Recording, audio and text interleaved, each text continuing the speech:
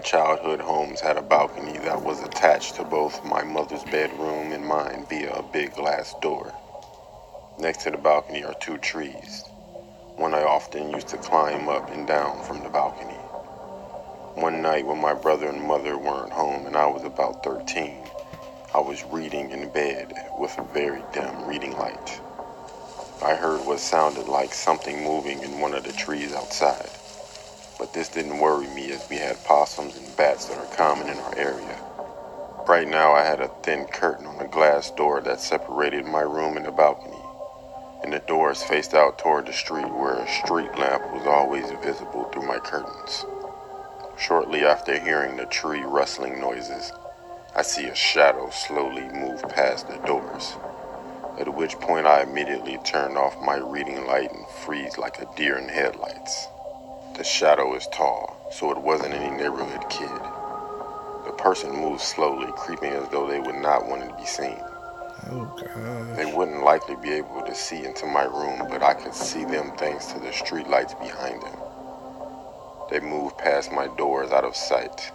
I sat there unable to move or even think about what to do other than be absolutely still. That is, until I heard another sound.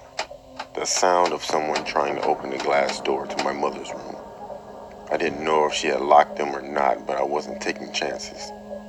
I moved as quickly and as silently as I could to my bedroom door and I locked it. I listened for what the person was doing now. They were still jiggling the glass door handle, but it sounded like the doors were not opening. I felt relief. This person couldn't get in, surely. All I had to do was wait for them to realize that, and they would leave, right? No. Well, I heard light footsteps move back It along the ain't that balcony to simple. my set of doors, and I saw the shadow stop directly in front of them. Again, I froze. He couldn't see me. He couldn't know I could see him. I saw a shadow of a hand reach up to my door handles and my heart stopped. Had I actually locked the doors myself today? I was out there earlier. What if I forgot? The seconds leading up to him grabbing the handle felt like an eternity, but the door did not open. It was locked. I sighed such a sigh of relief I was worried he heard it. After this, he began pacing the length of the balcony.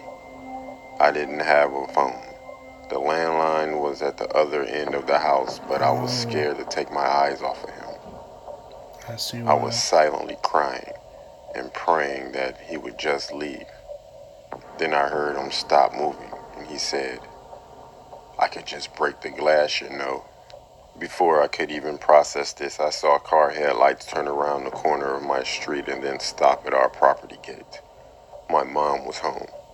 The person on the balcony moved out of sight, and I heard a loud thump as they jumped off of it. When my mom came inside, I was hysterical and was barely coherent in telling her what happened. Eventually, I got the Boy, you message lucky. across and she called the police. They never found or caught anyone, but a neighbor reported a truck in the street that matched the description of a truck that had been reported recently for attempting child abductions near my Oh, school a block sex away. trafficking?